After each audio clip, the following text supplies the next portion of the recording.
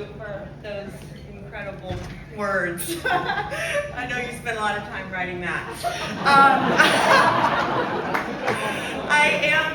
I'm overwhelmed a bit from watching that reel, but I also do want to, properly take this moment in front of all of you people and formally apologize to you, Nick, for spending so many years trying to kill you. I'm sorry for that. But don't think the rivalry doesn't live on. I auditioned for Lex Luthor many, many times. I did not get it, but you do look better with a bald head than I do, and you are funnier than me, as you said. I always will think that. So just thank you for being here to present me with this tonight. It's really nice. I kind of wrote a little thing, so I'm going to read that thing. Thank you so much to the HCA for this recognition. I truly I'm so honored to be recognized by this group of journalists, critics, creatives who champion artists and cultivate a space for more stories to be told and voices to be heard.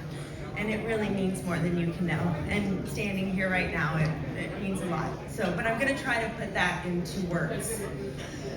So yeah, after watching that reel, it made me quite emotional looking at my little self like that.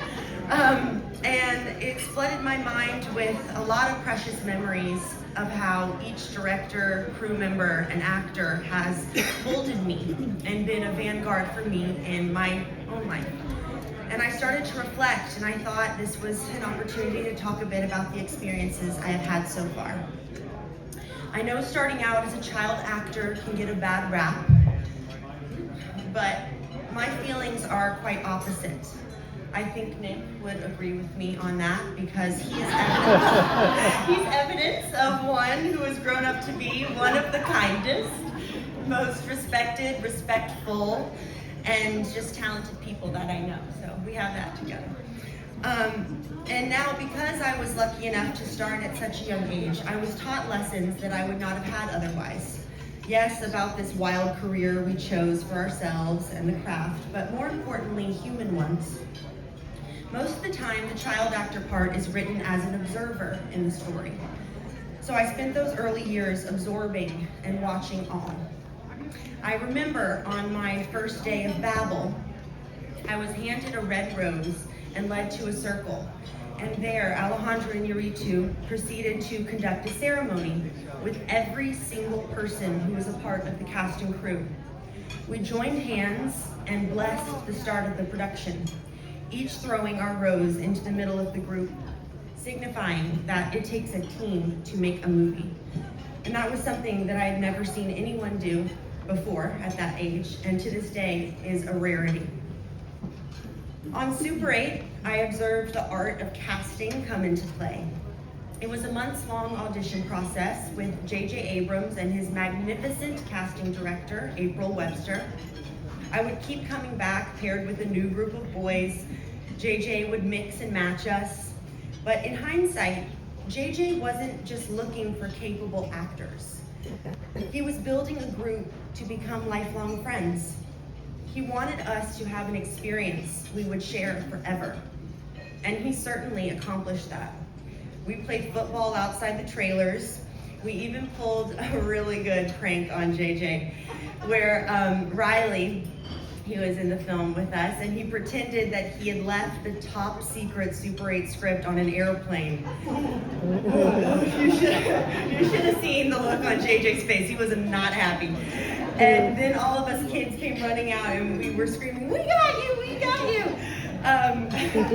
And he selected these kids from all different states, and we are still friends. And we even did a Zoom call on the film's 10th year anniversary, where we laughed, we finally admitted crushes that we had on each other back in the day. We read diary entries and recalled memories that JJ cultivated for us. Because JJ didn't just want to make a great movie, he wanted us kids to have fun, important, core memories. And he taught me that in this business, it is most important to carry those friendships on. Now, there's also a side to this business that can be cutthroat and discouraging at times. And I did want to tell a story that I have never told before. but it's an experience that is always in the back of my mind, and it's one that really sticks out for me. I had the privilege to work with the late, great master, Tony Scott. And no, it was not Man on Fire. That's the other Fanning.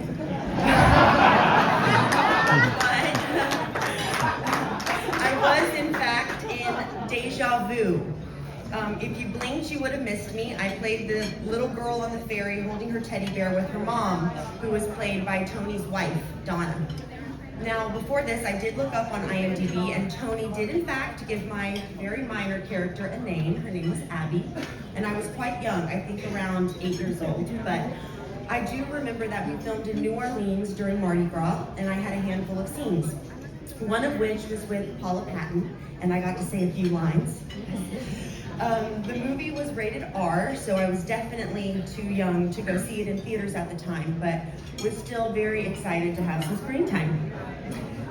And then one day after filming had ended, I got a phone call from Tony himself to inform me that the speaking scene I had and most of my scenes in the film had been cut from the final movie. And, you know, instead of Tony thinking, oh, it's rated R, she's so young, you know, she'll never know, she'll never watch this, Tony Scott personally had a conversation with me, an 8-year-old, to explain in a way a child could understand why that can happen sometimes. He said, you know, it can be due to time limitations, editing, story, but most importantly, it was not your fault. You know, sorry.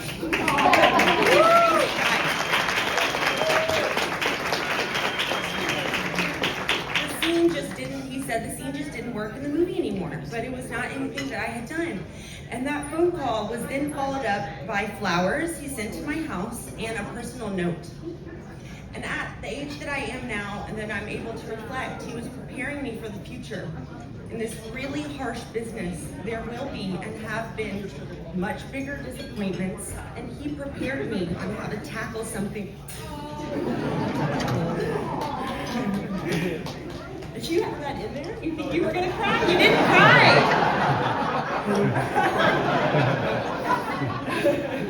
Cry. And he prepared me on how to tackle something difficult. He displayed immense kindness in dealing with that situation, where some people might not have thought twice about letting me know. You know, we live in a world that needs much more compassion for people's feelings and how things might affect the people around us. And he addressed something that was tough, head on, with humanity and dignity and value for the art form. His character in that moment is a guiding light for me in this business. He knew that I was going to grow up one day and think back on that moment. And instead of it being traumatic, he made it full of generosity and warmth. And I believe that that is what leadership should look like. And that's a vanguard in my eyes.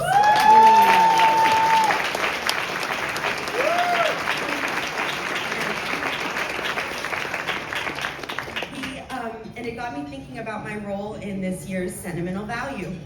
The incredible Joachim Trier, he wrote a character called Rachel Kemp, who I had the privilege of playing. And instead of writing the American actress as a ditzy trope, Joachim gave her humanity. And at the end of the movie, Rachel finds herself walking away from the project that she has been desperate to do, but ultimately knows isn't right for her or the director, played astonishingly by the great Stellan Skarsgård. And instead of taking the easy way out, Rachel has the tough conversation. Rachel exemplifies bravery the same way Tony did with me, addressing the hard things with care and kindness. And I have learned, even though I'm young, but been in this for a while, but I've learned that the right thing is often not the easy thing. And so to wrap this up, I also must call out 3 very important people who share that same sentiment when it comes to their business, and they are here tonight. My manager, Brittany Conn-Ward, my agent, Hanley Baxter, and my publicist, Robin Baum, who they often have to deliver a fair share of hard truths, but I can always count on them to handle it with grace, gentleness, and honesty. Brittany, Hanley, Robin, you are certainly vanguards in my eyes, and you've been by my side since I was a child for a long time. And your character and moral compass is a beacon in my life. So I love all of you so much. So thank you guys.